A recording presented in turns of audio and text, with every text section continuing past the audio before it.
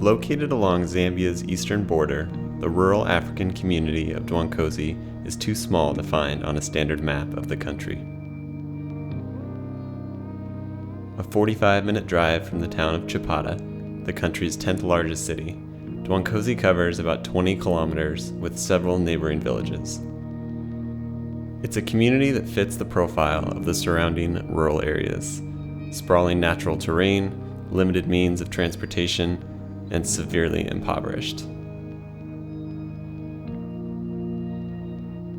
But it's filled with inspired, passionate individuals whose hope for their children runs far deeper than any possible adversity.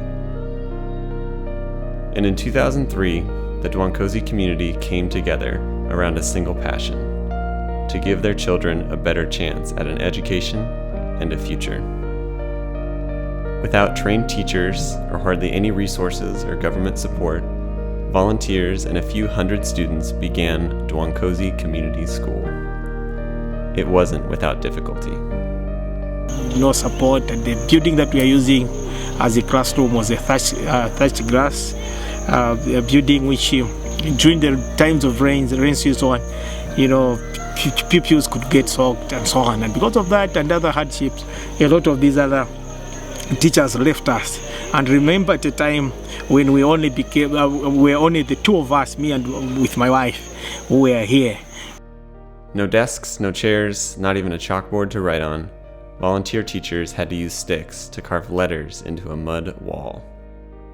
The Zambian government identified education as the way to rise above poverty, but with almost zero resources to assist these grassroots efforts, schools face the challenge of providing even the most basic supplies. So the Dwankhozi adults formed their own PTA to support the school. Parents began building bricks to construct a building, whatever it took to get this school up and running. They had the will, the passion for their children's futures, just not the resources. Enter Dwankhozi Hope. In 2006, a man named Charles Masala, who had grown up in Dwankhozi and now lived in Seattle, shared the story of his home with a group of friends. The efforts of the adults, the students' eagerness to learn, and the glaring need for help to fill in the cracks. That group of friends quickly fell in love with Charles's story and the community he shared about. And they heard a story not about charity, but about justice. This wasn't an issue of dedication or commitment or capabilities. This community had an unmatched devotion for their children. Only access to resources held back their vision.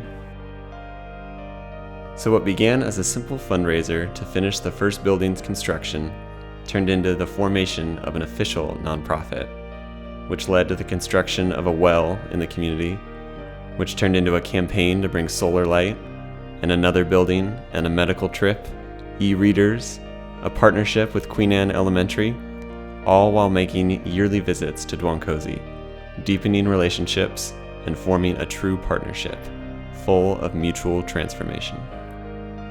And the school grew and grew, becoming the top performer in the district, eventually receiving some government funding and staffing, and enrolling up to 600 students in grades 1 through 9. Zambia has a 9-grade education system. Upon completion, students must pass a rigorous grade 9 exam before they can go on to secondary school, the equivalent of American high school. The few secondary schools available to Dwankhozi students are boarding schools, far away from home and much too expensive to attend. And so the children who did manage to pass their test all too often abandoned their education and remained in their village. So in 2012, it was stories like these that tugged at our hearts, and with the community directing our efforts and funds, a sponsorship program was established to help students each year go on to secondary school. First, it was 9 students who passed the exam, and then 12 more the next year, and then 18 more. And suddenly, we had a problem. A great problem. Too many students were passing, faster than sponsorships could keep up.